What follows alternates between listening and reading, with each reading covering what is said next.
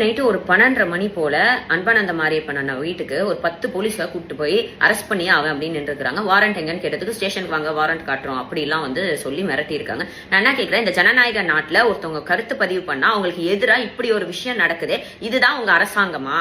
இதுக்குதான் நீங்க ஆட்சிக்கு வந்தீங்களா? வாயத்தோருங்க சிஎம் சார். எம்எல்ஏ சரவணனை ஏன் இன்னும் அரெஸ்ட் பண்ணல? அவர் மேல அந்த அக்கா அழுதுட்டு கேஸ் கொடுத்தாகல.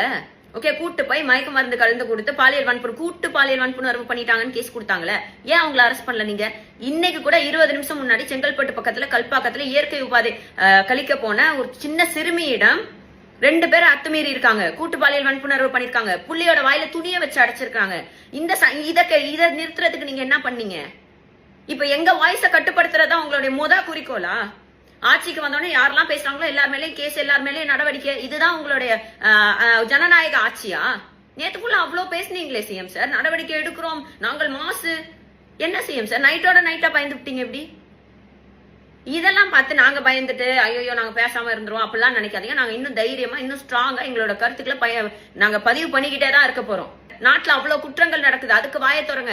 அத்தராத்துல போய் ஒருத்தர் குடும்பத்தோட அவரை மிரட்டி, சரி ஓகே சொந்த வீட்டுல இருந்தனால பரவாயில்ல, வாடகை வீடா இருந்தா அத்தராத்துல போலீஸ் போய் நின்னா அவங்க திரும்பி அவங்களோட நிலைமை என்ன, அவங்களோட வாழ்வாதாரம் என்ன? யாரை அடக்க ட்ரை பண்றீங்க? நீங்க யாரை அடக்குறதுக்கு ட்ரை பண்றீங்க? பிளீஸ் சிஎம் சார், இதுக்கெல்லாம் நாங்க பயப்படாதா இல்ல. நீங்க நாட்டுல நடக்கிற குற்றங்கள் எல்லாத்துக்கும் நீங்க வாயை தொடங்க. ஓகே, எங்களை அடக்கிறத விட்டுவிட்டு மக்களுக்காக ஏதாச்சும் பண்ற வழியை பாருங்க.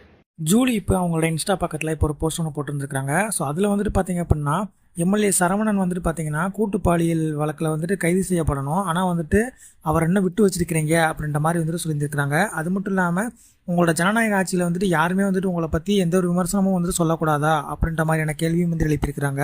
ஸோ நேற்று கூட ரொம்ப ஃபயராக பேசியிருந்தீங்க, ஆனால் இப்போ அதுக்குண்டான ஆக்ஷன் எடுக்க மாட்டேன்றீங்க, அது எதனால் அப்படின்ற மாதிரி கேட்டுட்டு இருக்கிறாங்க. உங்களோட கருத்துக்கள் எதுவாக இருந்தாலும் மறக்காமல் கமெண்ட்டில் லீவ் பண்ணிட்டு நெக்ஸ்ட் ஒரு அப்டேட்டான இன்ட்ரெஸ்டிங்கான வீடியோக்களை தெரிஞ்சுக்க சப்ஸ்கிரைப் பண்ணிக்கோங்க.